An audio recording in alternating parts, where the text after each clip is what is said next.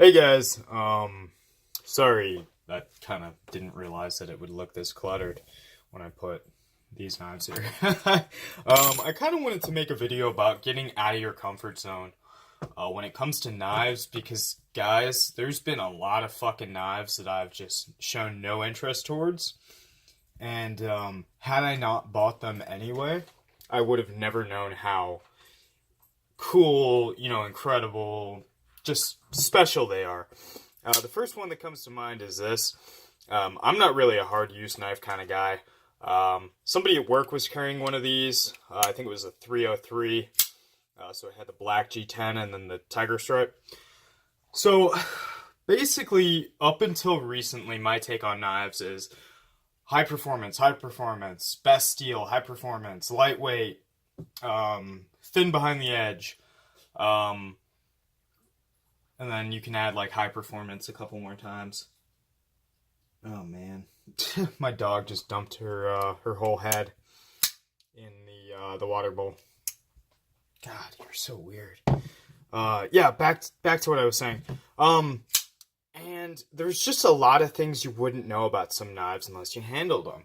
And I'm not saying, especially with these more expensive knives, go out and buy them. But I'm saying, give them a chance. Like, if you see them in a knife case at a gun show, or you see them, wherever, just ask, be like, hey, can I see that? And I think you'll be pleasantly surprised more often than not. And I was actually going through a couple catalogs that I found from when I was probably 13, 14, 15. And basically, it was like Spyderco catalogs, stuff like that. It's just, this is what prompted my video. It's interesting to see the knives I was super excited about back then, because, you see them and you're like, wow, I can't believe at one point I wanted that, or I can't believe I liked that knife. Like, now I would never want that. Like, this knife I've had for a long time. This was probably one of my first knives. I had it since I think I was 13, maybe 14. And I got a big one, too, also in the yellow handle. So I got the Pacific Salt, and then this is the Salt 1. Very cool knife. Very cool. It's one of these... This knife especially is a knife where if you had never used it and given it a chance, sharpened it countless times. I cannot even tell you how many times I've sharpened this. And, like, you just wouldn't know how awesome it is. Like, this is a knife you don't know that you have on you.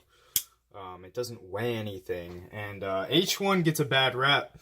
But after, 7 years of using it, I have to say, I'd put it higher than a lot of budget steels. And in my testing, which you guys can watch my testing, this knife performed almost like S35VN, although I think that S35VN was having some issues.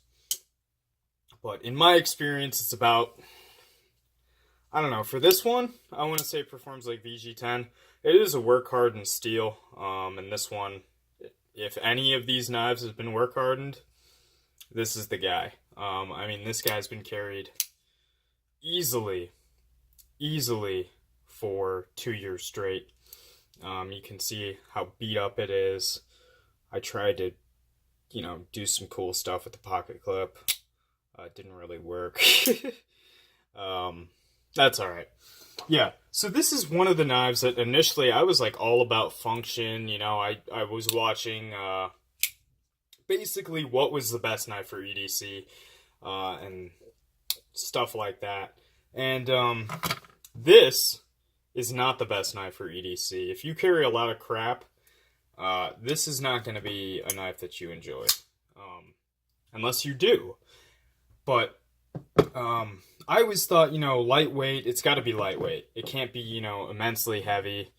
It can't have a super thick blade, because I just don't need that. But for what I do day to day, and it's changed a lot in the past year, I used to break down a lot of boxes. Nowadays, I'm not doing so much of that. I mean, I had a major switch in, my career. So now I kind of just carry a knife because I like to. I still cut a lot because it interests me to see how the steels behave and how various edges behave. But now this is kind of more something that's manageable for me. I work at a gun store now. I won't be working there too much longer. But yeah, I mean, it's just one of those knives I feel like a lot of people would enjoy, but they just, they don't give it the time of day. Another thing that I have a hard time with is cheaper knives. There's a Kershaw Link in M390. Now, granted, this is not everybody's idea of a cheap knife. It's about $80. So, same price as this. This knife is actually really, really good. And it kind of summarizes a lot of opinions or revelations I've had in the past couple of months, I want to say. I was always real anti-speed safe. I still prefer a manual. In fact, I don't even prefer a manual on ball bearings. I prefer a manual on washers. They just feel a little bit smoother to me. I don't have any on washers. I mean, this is on washers, but I'm talking about, something more like the ZT. If this were on washers, man, it would be a whole different game. Yeah, but I got this knife. Somebody on Instagram gave it to me for free. I basically got ripped off in a deal. He was like, that's unacceptable. And he gave me this knife. Sent it to me for free. He said, hey man, what's your address? I want to send this to you. I sent him my address and I was like, wow. Is this real life? I mean, I didn't know that there were people that generous out there. So after getting this knife, I later purchased 2 other knives off of him that he wasn't carrying. And, I didn't haggle him with the price because he was so generous with this. I figured, whatever. I bought, actually, these 2. So, this 0350 in LMAX, which is one of my all-time favorite carry knives. And I actually leave this one be assisted. I carry this one way more than the ZDP. Just because, ZDP, they're a little bit more scarce than the LMAX, so this is kind of, I guess, a safe queen for now. I have carried it. It obviously has been sharpened. I don't mind carrying it and using it, because I know exactly what angle it's at. It's at 40, on the dot, 40. So, for those of you who missed out on my video, I preset the edge angle. So basically what I do, it came at like some weird angle. I think it was one side was kind of a different angle than the other. So it was a little uneven. What I do, I take my sharp maker, I line up a diamond stone with it, I make some passes, I get that initial like new bevel formed on the edge, and then I freehand. And actually, this is a knife that the sharp maker does really well with because it has a recurve, and the sharp maker stones are some of the thinnest. I'm gonna put this one back, but yeah.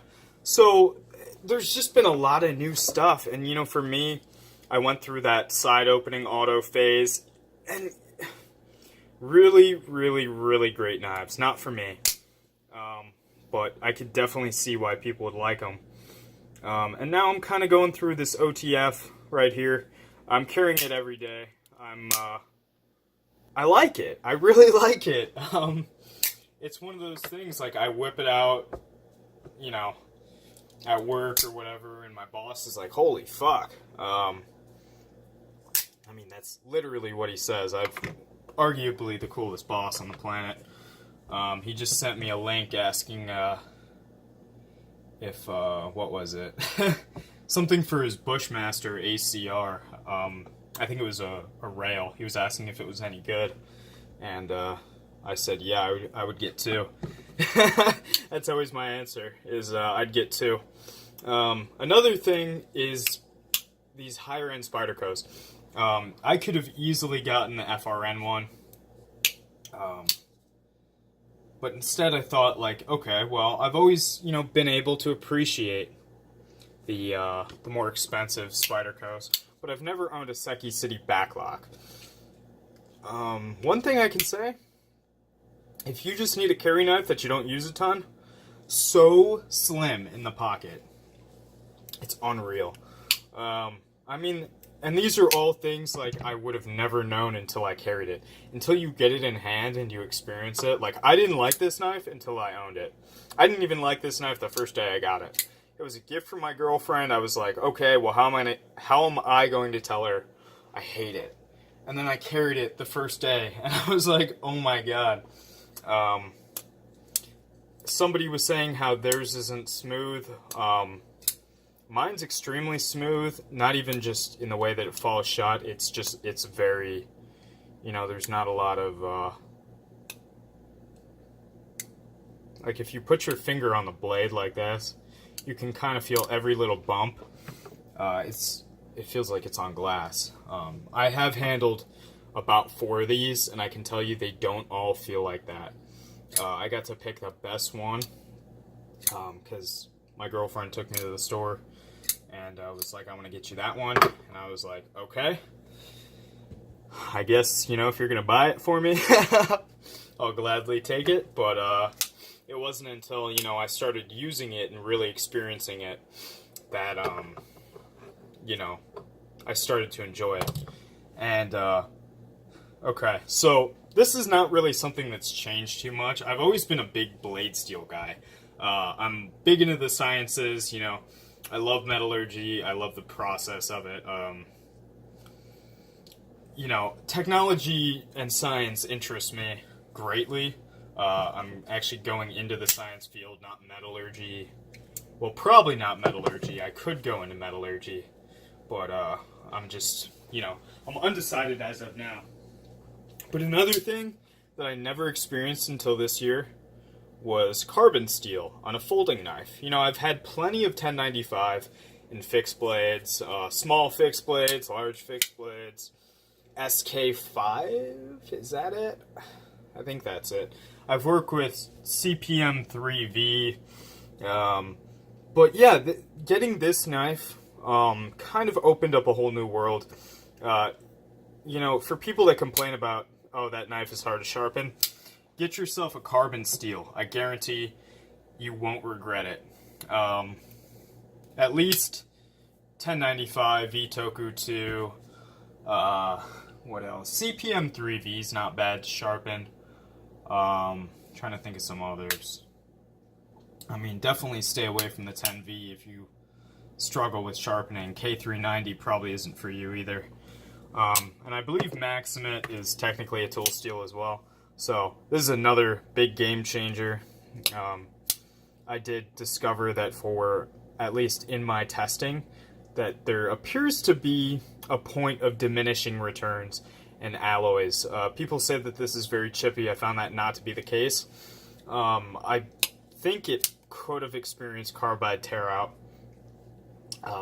So I don't know. I put it up against this LMAX, and LMAX outperformed it. Pretty significantly, actually.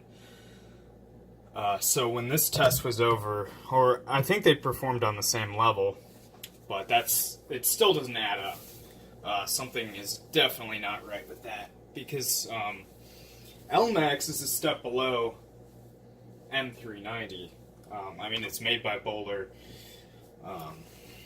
but it's, it's a less alloyed M390, basically.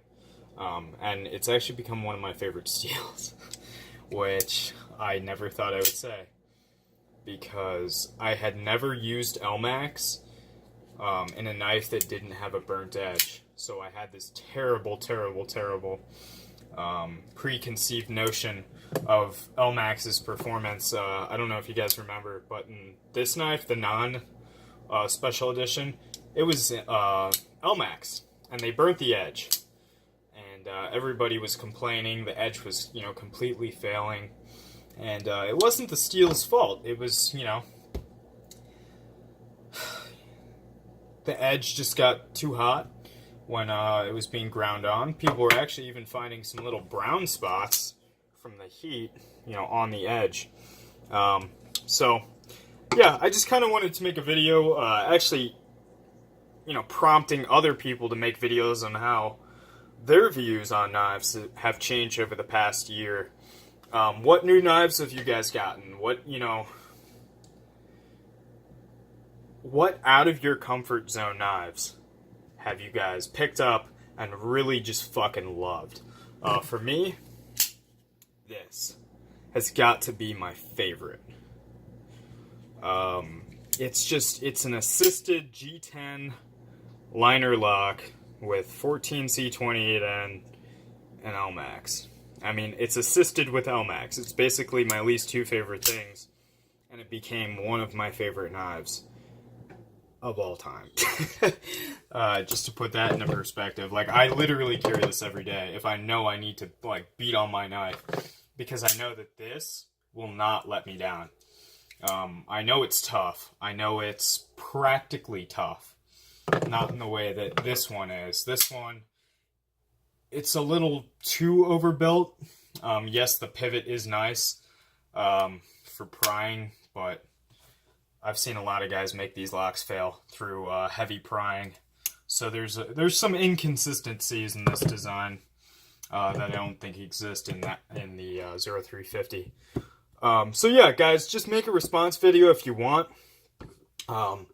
I'm gonna ask that Super Steel Steve do it. Grady09, is that your username?